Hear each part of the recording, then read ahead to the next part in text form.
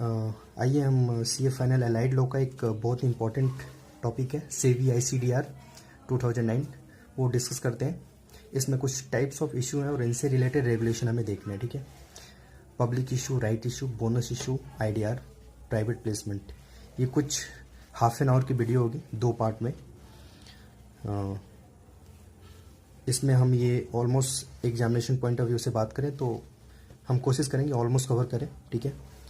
अगर एग्ज़ाम के कवरेज की बात करें तो ये 8 to 10 मार्क्स का इसका कवरेज है। So it's a very important topic. तो आइए डिस्कस करते हैं। पहला इशू है हमारे पास पब्लिक इशू, ठीक है। पब्लिक इशू अगर अनलिस्टेड कंपनी लेकर आती है उसे कहते हैं IPO, इनिशियल पब्लिक ऑफर। वहीं अगर लिस्टेड कंपनी लेकर आती है तो उसे कहते हैं फर्दर पब्लिक ऑफर, ठीक है। 2 तरीके से आ सकता है, fresh issue, offer for sale, ठीक है। ये दोनों तरीके हो सकते हैं, या तो नए शेयर लेकर आए या ऑफर फॉर सेल करें। एग्जिस्टिंग शेयर्स आप कह सकते हैं प्रोमोटर्स के जो होते हैं वो मार्केट में सोल्ड आउट करें, ठीक है। पब्लिक इशू लाने के लिए कुछ एलिजिबिलिटी नॉर्म्स होती हैं जो कंप्लाई करनी होती है कंपनी को। तो इसमें हमें बेसिकली 2 रूट देखने हैं। 2 रूट होते हैं इसमें। First one profitability route and the second one is QIB route. Profitability route में बेसिकली क्या होता है कि कंपनी हैविंग पास रिकॉर्ड, कुछ कंडीशंस हैं जो कंप्लाई करती हैं कंपनियां, तो वो प्रॉफिटेबिलिटी रूट के थ्रू अपना इशू ला सकती हैं। अच्छा, प्रॉफिटेबिलिटी रूट में आने से उनको फ़ायदा क्या होता है? उनको ऑप्शन मिल जाता है कि या तो अपना इशू बुक बिल्डिंग के थ्रू ला दे, इशू प्राइस जो होता है डिसाइड कर लें, या फिर फिक्स प्राइस का भी यूज़ कर सकते हैं वो, ठीक है। लेकिन जो कंपनियों का पास रिकॉर्ड नहीं है वो QIB रूट में आती हैं और उन्हें सिर्फ एक ऑप्शन होता है, वो बुक बिल्डिंग के थ्रू करेंगे एंड उसमें से भी 75% ऑफ द नेट ऑफर उन्हें QIB को देना होता है, ठीक है। अब देखते हैं वो कंडीशन क्या होती है प्रॉफिटेबिलिटी रूट की।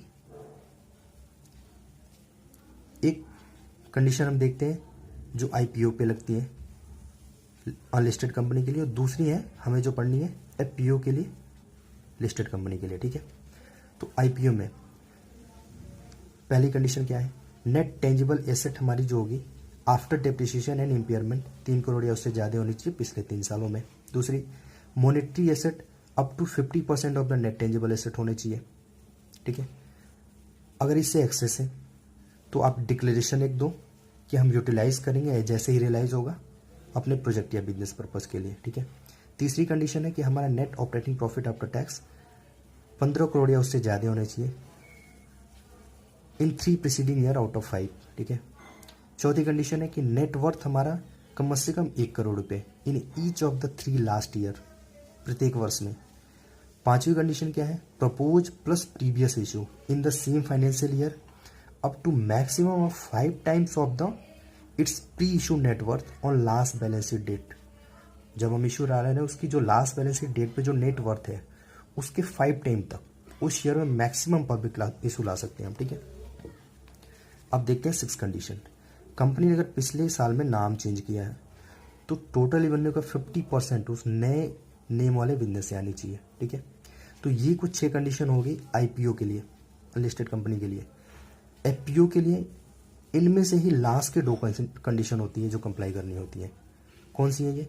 जो प्रपोज प्लस प्रीवियस इशू था जो maximum 5 time of the net worth है, एंड द नेम चेंज वाली कंडीशन। अगर कंपनी FPO लेकर आती है तो उसे कंप्लाई करनी होती है, तो उन्हें फिर ये बुक बिल्डिंग प्राइस या फिक्स प्राइस का ऑप्शन वाला बेनिफिट मिल जाता है, ठीक है। दूसरी बात, अगर ये कंडीशन नहीं फुलफिल होती है यानी वो QIB रूट में आ गए, फिर वहाँ पर उनके एक ही ऑप्शन होता है बुक बिल्डिंग, उसमें से 75% of the net offer to QIB, ठीक है। अब हमें पब्लिक इशू से रिलेटेड पॉइंट्स देखें। अब आगे हमें देखनी है right issue, bonus issue, IDR and private placement. इसमें हमें 3 बातें डिस्कस करनी है, preferential issue, QIP qualified institution placement and the IPP। Preferential issue होती है हमारी जो कुछ सिलेक्टेड ग्रुप ऑफ पर्सन को दी जाती है। क्वालिफाइड इंस्टीट्यूशन प्लेसमेंट ये हमें लिस्टेड कंपनियां इशू करती हैं share debenture security to QIB को दी जाती है। और IPP क्या होती है? बेसिकली ये कुछ सेबी की रिक्वायरमेंट होती है मिनिमम पब्लिक शेयर होल्डिंग, उसको कंप्लाई करने के लिए, ठीक है। अभी हम देखते हैं पब्लिक इशू से रिलेटेड कुछ टर्म्स एंड कुछ अमेंडमेंट की बातें। पहला टर्म क्या है हमारे पास? QIB कौन होते हैं? बड़ी ऑर्गेनाइजेशन है ये फाइनेंशियल सेक्टर में, आपको पता होगा जो पब्लिक फाइनेंशियल इंस्टीट्यूशन होती है, schedule commercial bank, insurance company, mutual fund, insurance fund, pension fund, national investment fund, alternate investment fund, foreign portfolio investor, ये सब QIB में आते हैं। नेटवर्थ क्या होता है? Paid up capital plus security premium account, reserve and surplus. इसमें से हम P&L डेबिट बैलेंस और miscellaneous expenditure not return of ये रिड्यूस कर देते हैं, ठीक है। मॉनेटरी एसेट की बात करते हैं तो अकाउंट एंड ट्रेड रिसीवेबल जो हमारे होते हैं वो मॉनेटरी एसेट्स होते हैं। अच्छा, अब मेन जो हमारी इशू है बुक बिल्डिंग, ये क्या होती है? बेसिकली इसे हम कहते हैं प्राइस डिस्कवरी मेथड, ठीक है। इसमें होता क्या है? Price of the security is decided based on the demand of security received from prospective investor. In book building process prospective investors bid at different prices with in range of prices, जिसको price band भी बोलते हैं, ठीक है। हम एक range of price देते हैं, इन्वेस्टर जिस हिसाब से अपनी डिमांड रेज करते हैं उस हिसाब से हम अलॉटमेंट के टाइम में हम after closure of the issue price decide करते हैं। तो इसलिए इसे हम ये कहते हैं कि प्राइस डिस्कवरी मेथड के नाम से भी इसको हम जानते हैं, ठीक है। बट फिक्स प्राइस इशू में क्या होता है? ये प्राइस इन एडवांस इन्वेस्टर को बता दी जाती है। मीन्स इसमें इन्वेस्टर को ऑप्शन नहीं मिलता है कि आप चूज करके प्राइस बताओ, जैसा कि हम बुक बिल्डिंग में पाते हैं। वहाँ पे रेंज ऑफ प्राइस दिया जाता है, इन्वेस्टर्स को ऑप्शन दिया जाता है कि हाँ आप इस रेंज में आप अपनी प्राइस की चॉइस दो, ठीक है। और फाइनली हम उसके बेसिस पे बताते हैं उनको। ये हो गया। एक ASBA का कॉन्सेप्ट है, इंपॉर्टेंट है। और अभी इसकी मीनिंग देखते हैं हम। Application supported by blocked amount. होता क्या है इसमें कि एप्लीकेशन जो इन्वेस्टर की जाती है वो it contain authorisation from self certified syndicate bank. ये कुछ designated branch of the bank होते हैं जिनके ऑथोराइजेशन के साथ एप्लीकेशन जाती है शेयर्स के लिए, ठीक है। होता क्या है इसमें कि उनके इन्वेस्टर्स के अकाउंट में उतने पैसे ब्लॉक कर दिए जाते हैं, block the money in the bank account, ठीक है। और and it shall be debited from the bank account only if his application is selected for the allotment. जब अलॉटमेंट के लिए सेलेक्ट होगा वो इन्वेस्टर, तभी उसके अकाउंट से वो पैसे डेबिट होंगे। अच्छा, उसका फ़ायदा क्या हुआ? पहली बात, इन द मीन टाइम अगर उसके अकाउंट के उन पैसों पे कोई इंटरेस्ट ड्यू होता है वो उस इन्वेस्टर को मिल जाएगा। And in the case allotment नहीं होती है तो बहुत ईजिली पैसा उसको फिर वापस मिल जाता है, ठीक है। उसके लिए कोई भी हार्ड एंड फास्ट प्रोसेस नहीं फॉलो करना होता है। अच्छा, ये जो ASBA की फैसिलिटी है, अदरवाइज रिटेल इंडिविजुअल इन्वेस्टर्स को तो एलिजिबल है बट ऑप्शनल है उनके लिए। बट QIB आज के डेट में सिर्फ इस प्रोसेस को यूज करके ही एप्लीकेशन डाल सकते हैं शेयर्स के लिए, ठीक है। तो QIB and non institutional investors होते हैं उनके लिए मैंडेटरी है। अब बात करते हैं ग्रीन शो ऑप्शन की। ग्रीन शो ऑप्शन में क्या होता है? It means an option of allocating shares in excess of the share included in public issue, ठीक है। पब्लिक इशू से कुछ ज़्यादा थोड़ा एक्सेस शेयर इशू करते हैं मार्केट में। बेसिकली ये टर्म आया है, ग्रीन शू मैन्युफैक्चरिंग कंपनी है USA की, वहाँ से पहली बार उसने यूज़ किया था। पर्पज़ क्या होता है? Not to make available additional share capital to the company but to act as a stabilising force if issue is over subscribed. Over allotment can be up to 15% of issue size, ठीक है। Stabilising agent is appointed who sale purchase the share of the company to stabilise the price up to maximum 30 days.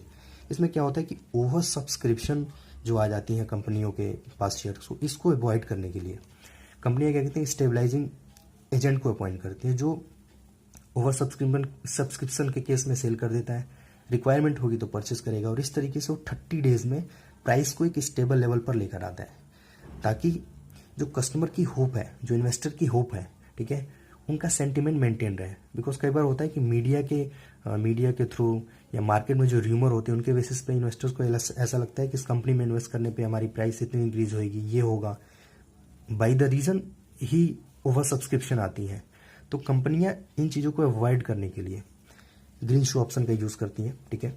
इसमें क्या होता है कि stabilising agent क्या करता है कि उन 30 डे के पीरियड में by the process of sale and purchase in the market उनको एक ऑप्टिमम लेवल पर लेकर आता है, ठीक है। फिर वापस कर देता है वो कंपनी को, फिर वो लिस्टिंग के लिए जाती है, ठीक है। तो इससे क्या होता है कि एक बैलेंस प्राइस बना रहता है एंड इन्वेस्टर का सेंटिमेंट भी मेंटेन रहता है, ठीक है।